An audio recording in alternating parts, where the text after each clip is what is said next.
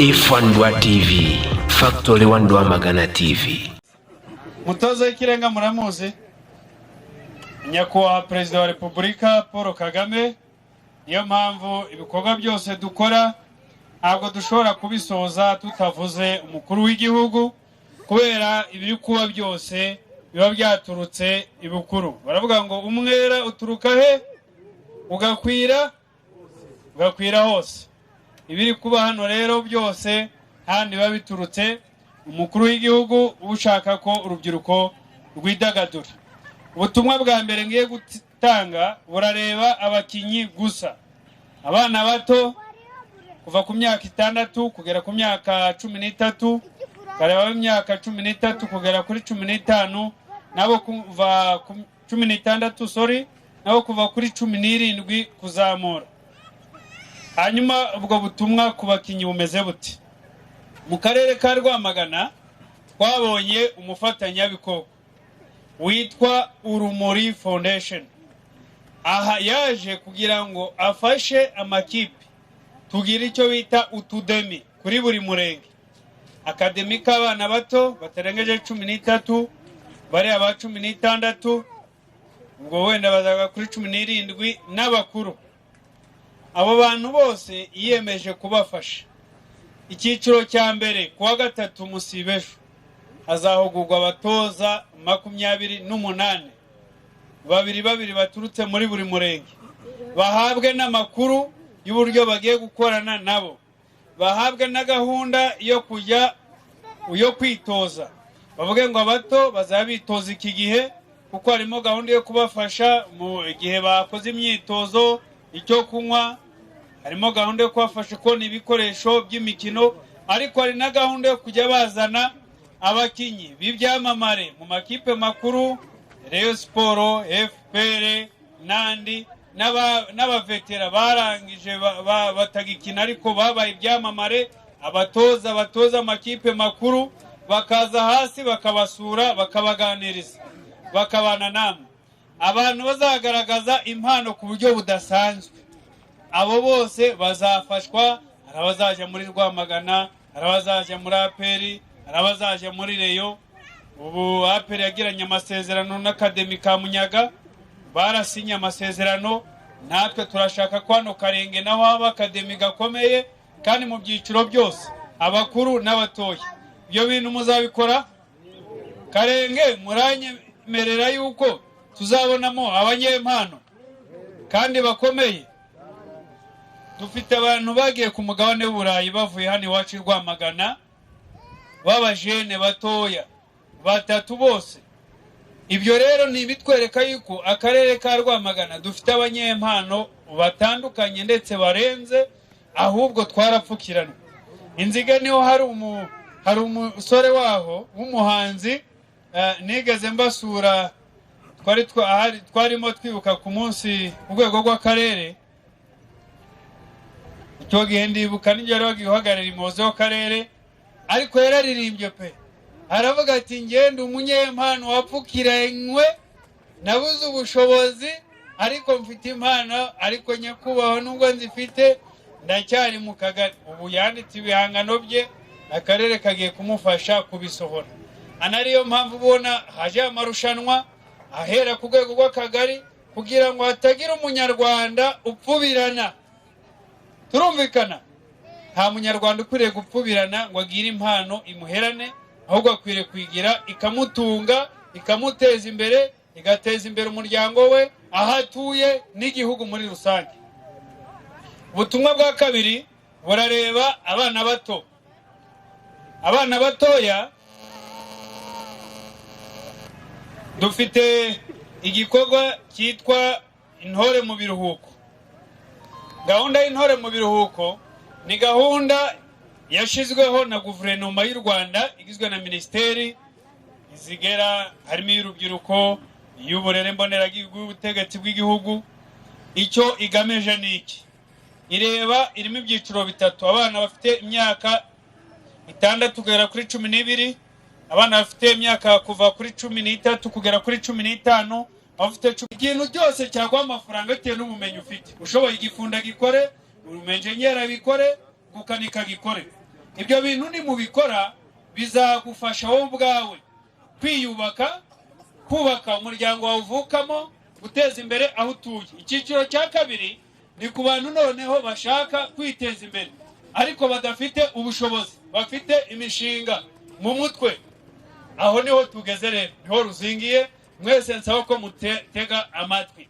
Ubundi kuva ku muntu wese ugize imyaka y'ubukure bavuga 10 n'ingahe, 16, uwo muntu wese aba akwiriye gutangira gutekereza ngo nzabaho nte, nzamarira iki ababyeyi banjye, nzamarira iki igihugu cyanjye, nzamarira iki isi.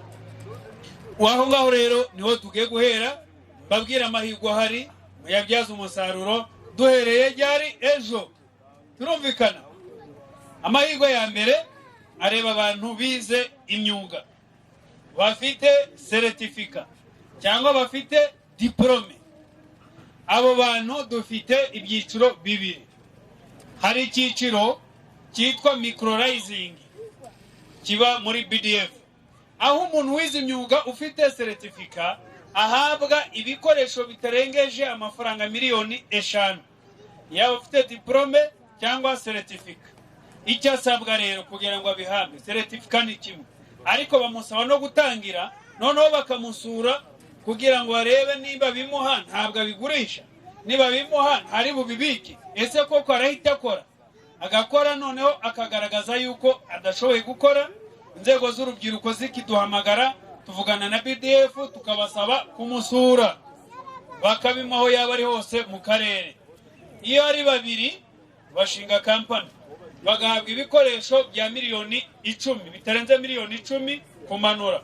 Ushobora gufata n'ibihumbi 100, ariko ubwo ndi kubabwira menshi. Icyiciro cya kabiri ni icyitwa leasing. Leasing ni igihe noneho mushobora gukenera ibikoresho by'imashini kugera kuri miliyoni 100, bitarengeje miliyoni 100, naho mufite izo certificate mwakoraga bisanzwe imyuga. Niba ari ukudoda mukavuga ngo tugiye gushinga uruganda noneho rukora imyenda, tuve mu kudoda imyenda isanzwe, tuve mu gushona inkweto, ahubwo tuzikore, dukora ibintu, dukora agakiriro gasanzwe. Icyo gihe naho mushobora guhabwa ibikoresho. Icyiciro cya gatatu ni icy'abantu bize ibijyanye n'ubuhinzi, bafite imishinga yo gukora ibijyanye n'ubuhinzi n'ubworozi no kubyongerera agaciro, aho umuntu ahabwa miliyoni 10 akishura 7, miliyoni 3 zikaba ari inkunga.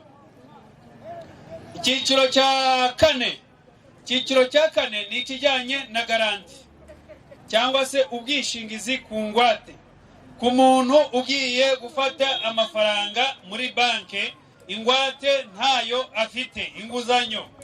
Icyo gihe BDF imwishingira ku bagore n'abadamu. Ngo ni abagore n'abadamu, urubyiruko n'abadamu bishingirwa ku kigero cya 75% ku mishinga y'ishoramari bagiye gukora. Imishinga y'ubucuruzi busanzwe noneho ari botike cyangwa kudandaza mu isoko, bya bintu bitaramba bamwishingira ku kigero cya 50% kuko imishinga yabo ibifite riske. Amahirwe gatanu, Leta y'u Rwanda binyuriye muri Minisiteri y'Urubyiruko buri mwaka ishyiraho amarushanwa yiswe Youth Connect, ahuza urubyiruko rwose rwo mu gihugu rufite imishinga yo kwiteza imbere. Icyo bisaba ni iki? Shaka igitekerezo cy'umushinga ushaka gukora. Uwo mushinga wawe ukagaragaza ingaruka uzagira aho utuye, ukagaragaza kuzahanga akazi. Uwo mushinga wawe ukawandikisha muri RDB. Kwandikisha ni ubuntu. Iyo ugiye ku irembo ni amafaranga 100. Iyo udakora udekarara neya, ubwo abantu badatinya n'imisoro. Hanyuma ukajya gukompeta. Umushinga wawe iyo utsinze ku rwego rw'intara bagukubita miliyoni y'ubuntu, ni inkunga, ntabwo ari inguzanyo. Ku rwego rw'igihugu umushinga wa mbere bawuhereza miliyoni 25, umushinga wa kabiri bakawuhereza miliyoni 20, uwa gatatu bakawuhereza miliyoni 15, uwa kane bakohereza miliyoni 10. Izaba ari inkunga, ntabwo ari inguzanyo. Mu byumva ni amafaranga adasubizwa. Imishinga itanu ikurikiyeho buri mushinga wohereza miliyoni 5. indi mishinga 120 ikurikiyeho igahabwa buri mushinga miliyoni 1 n'igice, miliyoni 1 n'ibihumbi 500 kuri buri mushinga. Ese turumva Karenge dushobora kwibura muri ibyo byiciro? Birashoboka. Dukwiriye gutangira gutekereza ibintu byiyubaka duteza imbere najya nza Karenge. Ikindi, akarere ka Rwamagana buri mwaka gatera inkunga amakoperative, ariko birababaje kubona Karenge dushaka koperative tukayibura. Mu mwaka ushize Karenge twarayitomboye tubura amafaranga yari kuyihabwa ajya mu wundi murenge, yagiye Gishari, kandi Gishari ntabwo yari yatombo. Twabuze koperative hani Karenge y'urubyiruko, amafaranga ntabwo abasubiza. Abari inkunga turema inama ya komite, ni nanjye ubiyoboye, twavuga ngo twasuye Karenge, abajene bishize hamwe dukurikije raporo. Hano Nzige ikipe bita Revenue Star, ntimuyizi? Ikipe y'umupira muzabaze twabahaye amafaranga kuko bishize hamwe batubwira ko bashaka kwiteza imbere, bakora ibikorwa byo kwiteza imbere, tubaha amafaranga arahari, ariko abajene ntibayashaka. Nta nubwo bashaka kubahiriza ibituma bayahabwa. Ntabwo amafaranga tuzaza ngo tubasanga tuyabahe. Tubasaba kuja muri koperative, tubasaba kurema amatsinda. Ubwo sinaga ntaragera ku by'amatsinda. Kugira ngo akarere kaguhe inkunga ugomba kuba uri koperative cyangwa kampani ufite ubuzima gatozi, niwe uhabwa inkunga. Mukore amakoperative mu matsinda mubamo, muri aya makipe yanyu yo kwiteza imbere. Uyu munsi ndumva hari hatanzwe ibaruwa isaba amakoperative n'amatsinda mufatirane ba coordinator banyu mu amatsinda yanyu mufite mu tugari, azamuke ku karere kugira ngo amahirwe abageneye ahagere. Mu amakoperative mufite ayatange ku rwego rw'akarere. Tuvuye ku makoperative rero agenerwa inkunga zitandukanye, twinjiye ku matsinda. Buri mwaka Minisiteri y'Urubyiruko idusaba amatsinda ahari mu karere. Ayo matsinda mu byiciro birimo bitewe n'umubare. Buri tsinda babarira ko umuntu wabagenewe ibihumbi 200. Yari abantu 10 ni miliyoni 2, yari abantu 20 ni miliyoni 400, abantu 50 ni miliyoni 10. Ayo mafaranga aba ari inkunga. Ayo mafaranga abateye mu buryo bubiri: hari ukugura ibikoresho no kugura ibyo bazifashisha no kukodesha aho gukorera. Ibyo byose ni amahirwe agenewe urubyiruko rugomba kubyaza umusaruro. Ibintu mbabwira ni byiza cyangwa ntago ari byiza? Murabikeneye? Mwari musanzwe mubizi? Abagabo bajya bibabwira. Ayo yose ni amahirwe mufite mukwiriye kubyaza umusaruro. Ntabwo dukenera urubyiruko nta mahirwe haba, nta bantu barashomye, nta mikorere.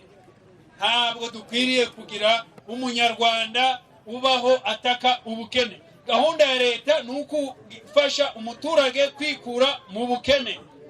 Gahunda ya leta ni uko buri munyarwanda muri vision 50 umunyarwanda w'umukene azaba yinjiza ibihumbi 125 ku kwezi. Uwo niwe mukene mu Rwanda tuzaba dutunze. Ibyo bintu rero ntago byashoboka twebwe urubyiruko tudahanze imirimo mishya, twebwe urubyiruko tudashigikiwe. Niyo mpamvu leta yacu yashizeho gahunda zitandukanye zifasha urubyiruko guhanga imirimo, zifasha urubyiruko kwagura imishinga yabo.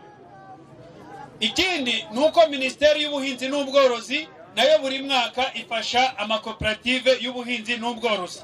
Wenda nkiraho ndavuga mu karere ka Rwamagana dufitemo umushinga bita Saipu, ubukorera mu mirenge 14. Uwo mushinga wa Saipu usabwa gukora umushinga w'ubuhinzi bw'imboga n'imbuto. Babahereza inkunga ya 75%. Ni inkunga ntabwo ari inguzanyo. Uruhare rwawe rukaba 25 muri wa mushinga.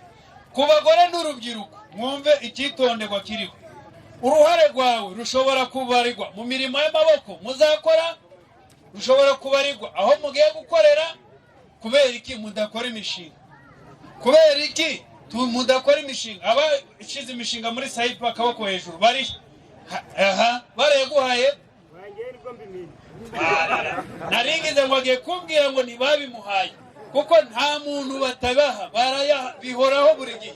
Amahirwe arahari ariko abantu ntabwo bashaka kuyabyaza umusaruro. Turasaba abajene rero mukirigita ifaranga, amahirwe y'igihugu cyadushiriyeho, natwe turahari nk'inzego zihagararira urubyiruko ngo tubamenyeshe amakuru, tubakorere ubuvugizi, dukemure n'ibibazo mufite. Turumvikana? Ubutumwa nari mfite naho busoreje, yumvise rumwe twari bimureba, kandi mube intumwa z'abatageze hano mubamenyeshe ubutumwa bwatangiye hano. Nagira ngo niba nta muntu ufite ikibazo cyihariye dusoze, reka twakira uyu muntu mbere yuko dusoza kugira ngo umupira ukomeze irushanwa ryayo. Nimero ndabaye coordinate uyu kuko niwe mubana, ujya mumuhamagara bagereho, naza yibabwire kwanza akivuga. Uyu niwe muyobozi w'urubyiruko muri uyu murenge. Hari wari wifuje ngo ko coordinator yamuha nimero ye, ariko nje nabahiyange mukajya mubinyuzaho hanyuma nkamugeraho, sibyo? Ubwa bishobora barandika ni 83671339. Abakoresha Tigo yo ntago nyigira, ariko n'ubundi zose zirahamagarana.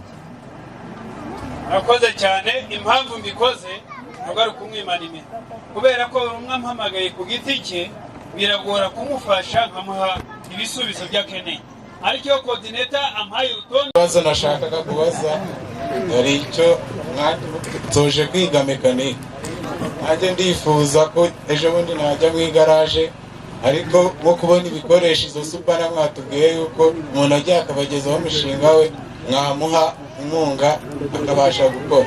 Jewe najya mbasabe nk'ahantu ikibazo umuntu yakigeza kugira ngo ababwire umushinga we mumufashe abantu yaca. Urakoze cyane. Icyiciro cya mbere wenda hari n'ibyo ntababwiye n'akarere gakora, nkuko nababwiye iyo product itanga ibikoresho kubize, yaba ari diplome cyangwa imyuga y'igihe gitoya, ni imishinga iri muri BDF. Icyo bisaba ni reba uriya mugabo, wowe uvuge ngo nge nkora ibyo ushaka gukora, ugomba kubitwereka, sibyo? Kuko ntabwo baguha ibikoresho ngo ujye gukorera abandi, batanga ibikoresho byo kwikorera. Ni gahunda ya leta yo guhanga imirimo mu rubyiruko. Ukavuga ngo urakora urahangaha ibikoresho ufite utungutu, ariko ukeneye ibi bikoresho byinshi udafitiye ubushobozi, baragusura ibikoresho bakabigura. Ibyo bwose bizacariya nambwira icyo gihe mu muzano wa BDF nabo baba bafite, kuko dufite urubuga ariho kandi nabo bose bariho babitanga. Ariko ahandi buri mwaka dutanga ibikoresho, tugira icyo bita microrizing.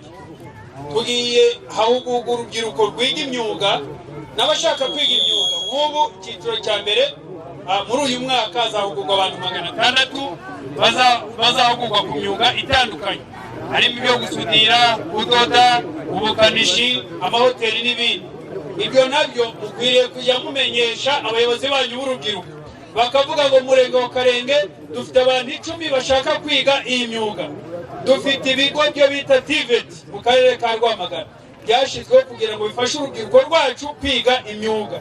Iyo tumaze kubagira turabimenyesha bakabigisha, cyangwa se tufitanye imikoranire na kaminuza ya APRC Gishari, nayo ikabigisha igihe gitoya, n'izindi gahunda za leta zaba zateganyijwe nazo mukazibona.